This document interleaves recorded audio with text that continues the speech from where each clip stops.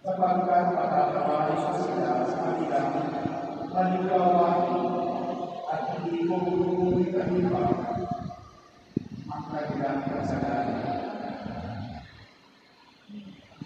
Ang salita ng Diyos. Salamat sa Diyos.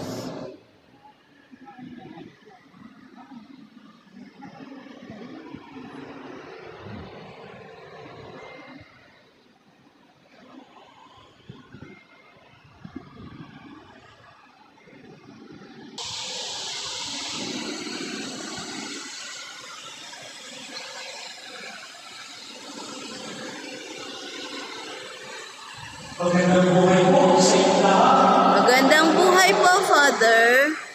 Ngayon ang unang araw ng ating Lugena para sa timahal ng ating rasal at darang ngayon ni Mario. At ang tema sa taon ito, Santa Clara de Mario, talakay sa kanilang tungo sa positibo pagkakabay. Tatlong mahalagang salita, talakay. We are honoring pilgrims in honor, and we are pilgrims towards the kingdom of heaven. And pilgrimage journey is one of the themes of the Synod of Sinodal, asking us to listen to God and to listen to one another.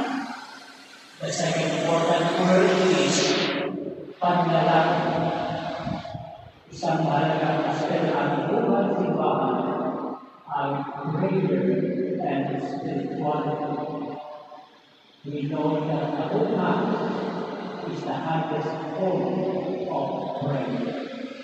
And we also know that prayer is very powerful. And the third important word is pagkakabay. We are called to an ongoing conversion sapagkat sa paglalakbay sa Diyos ating nakikita na maraming mga pagkukulang sa buhay, maraming kalimitan dapat sila ng buhay ng Diyos, maraming mga kasalanan na dapat natin umpisa at kalimutan. Sa unang pabasa mula sa ating Propeta Jeremias, binabanggit ang propesiya tungkol sa bagong tipan. Ang unang tipan sa kawin ng Moises, kasama ang Israelita, sa Tiyawi ay nasila. Dahil sumama sila sa mga Diyos-Diyos, pero di maaari ang pinalimutan ang katarungan para sa kabayan ng Diyos dahil sa mga lupa at kayo. Kaya kailangan ang bagong tipan. Kung unang tipan, ang panuslan sa mga bato, sa bagong tipan, ang putos ay susulat sa puso ng mga anak.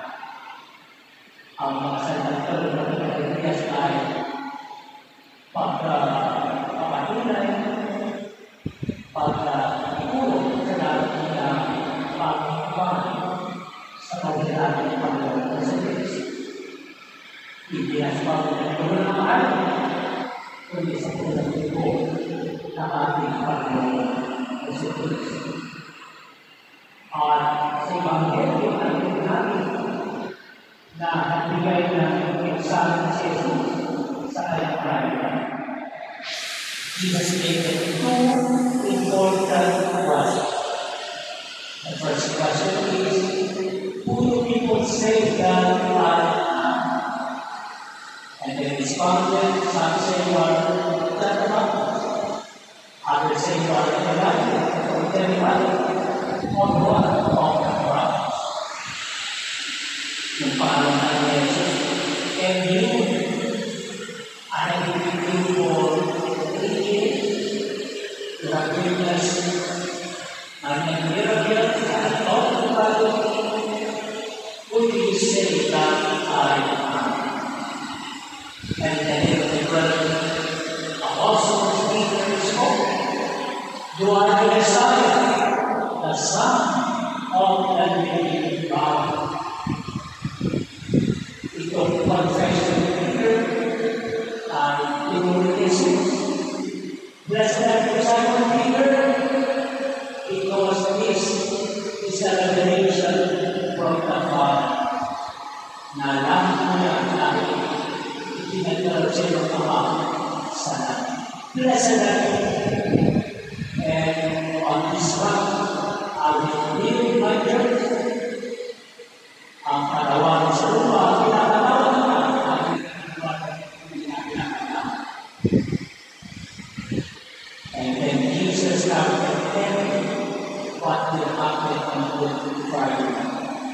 Ang nagkakal pagkakaluan, ang nagkakal pag-uusan, ang nagkakal pagkakaluan.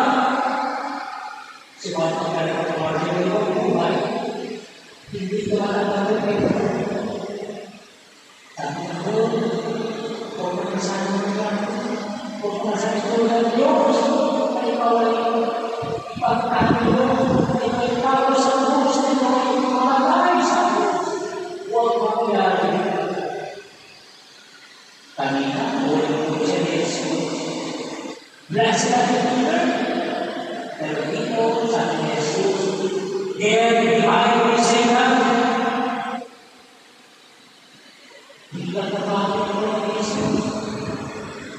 Lumayo ka sa akin sa taas, sapagkat ikaw ay hagdan sa nagugutan. Ano nangyayari nito? Ginagamit sa si Pedro para ang misyon ang hubungan sa lupa. Ay tinawag ni Jesus, "Get behind me, Satan." Why? Because it's only through suffering, through dying on the cross, that Jesus will save humanity. They cannot separate Christ from His cross, just as they cannot separate the cross from Christ. Hindi po natin nag-iwalay si Jesus sa kanyang banal na sa kanyang poor.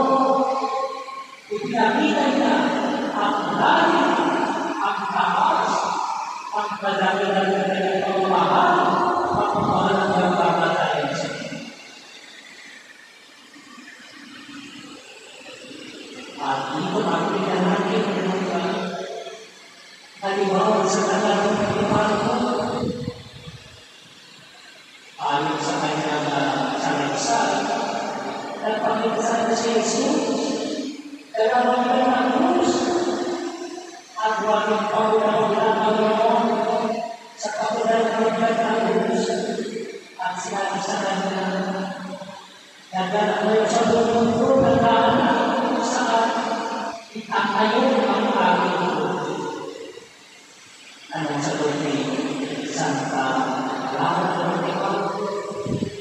Nandito ako, nandito ang aking puso, hindi tumutulong kayo ng aking banal. Kaya ngayong pangalan niya, hindi lang sa talagang lupa, siya rin sa talagang o Patros. Yung monastery na kayo, monastery na Patros, yung simbahan ko sa monastery, Church of the Holy Cross. Ang pagbuhay sa talagang ay papiyama sa Kristang Panginoon. Sa pagkakaliwanag para sa kanya, hindi siya kayo siguro ni Kristo na hindi na niya kami ang krus ng Panginoon. And so, we have an example of Santa Clara embracing the cross of the Lord and inviting us also to embrace the cross of the Lord and our cross in our daily life. Ang po ang kusang sa natin para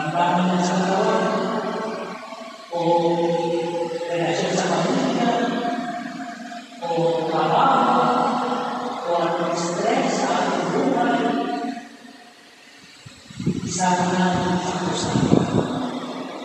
Ialay natin kasama ang krus ng Panginoon upang pagiging natin pinangalan ay pagiging sa Panginoon maging laman tungkol sa ating kalikasan. Santa Clara o Katoliko, pray.